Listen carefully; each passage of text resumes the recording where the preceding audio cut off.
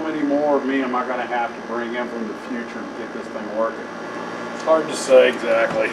Isn't that some kind of temporal rift violation? Well, nobody knows. I mean, nobody really understands this stuff. God, I hate these little mechanics. Oh, look, if it works, I'll disappear again just like...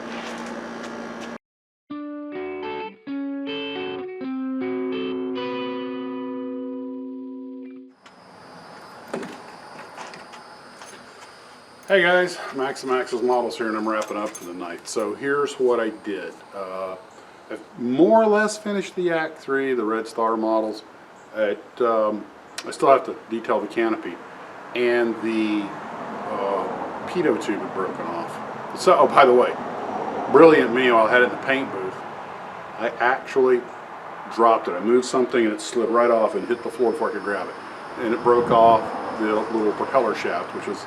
it was a really good design. It goes in early, and it's designed so you can put it in while the prop is separate, go ahead and build the whole fuselage, put the prop on later. Clever little design.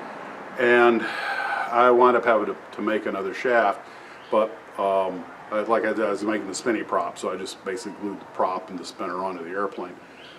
But the pitot tube, I actually thought about using, this is already broken off, it's about the right size. I actually thought about using this propeller shaft, but now I'm going to see if I can glue it on, butt joint it on later, or maybe drill out and put a piece of wire in there instead. That might actually look more on scale and have a little piece of wire that's just the right size.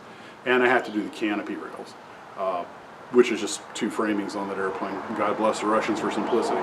So that's more or less done. It's on the stand hardening. The decals, I had no idea 40-year-old decals would be any good. They were excellent. They only took me 20 seconds of wetting them and they were already sliding off. Went off without any argument. Laid down good. I had no yellowing. I'm impressed, unless they yellow later.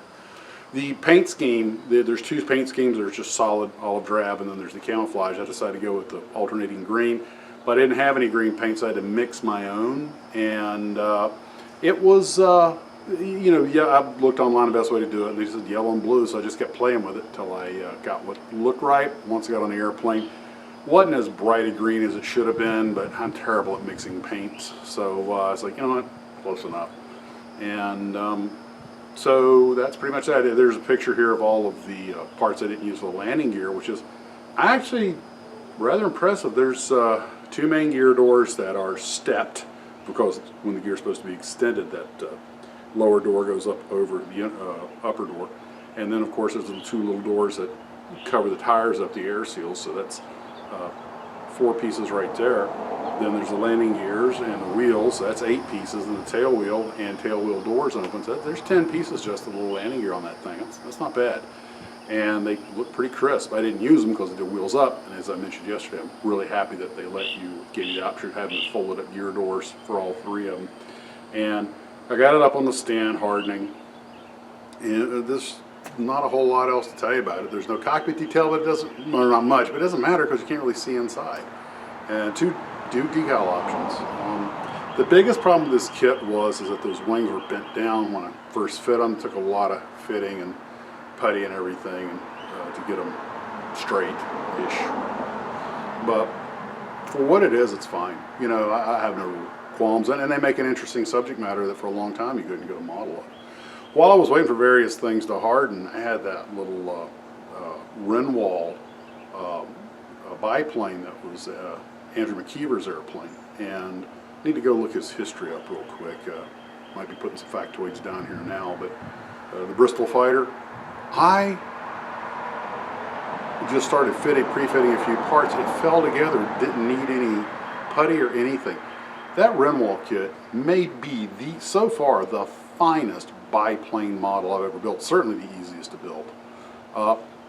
I should say where fit and finish are concerned, some of the parts look a little scalloped, I guess would be, like the over detailed, but I think these kits were probably originally intended, or later on they used them for aeroskins. This one's not an aeroskin, or maybe the tail actually looks like that. I don't know if I've ever seen the Bristol Fighter up close, but no, I'm pretty sure I've never seen one, so I'll have to go look at some pictures. But wow, the fit on this thing, you know what, it reminds me of the Johan car that I built. Heavy duty plastic, everything went together. so far, and I don't expect any problem in the future. Just only thing was a little flash covering the propeller shaft hole that took a whopping 3 seconds to fix, and there you go. So I didn't really intend to build that model, but it was just sitting there. So I started playing with it, and it just sort of started building it itself. And so that is where we are at with all of that. We'll talk to you guys later. Take care of yourselves, and as always, model on.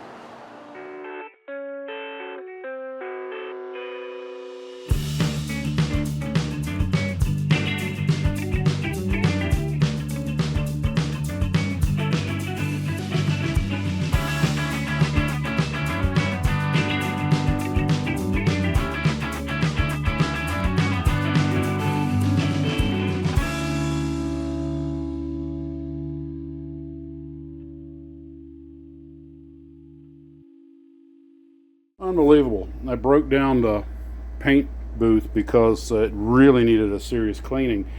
That's where my wooden models, I couldn't find the Clevelands and that Hawker Tempest.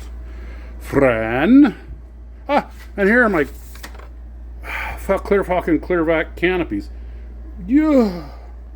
We've all done it. Stored stuff so well, even you couldn't find it.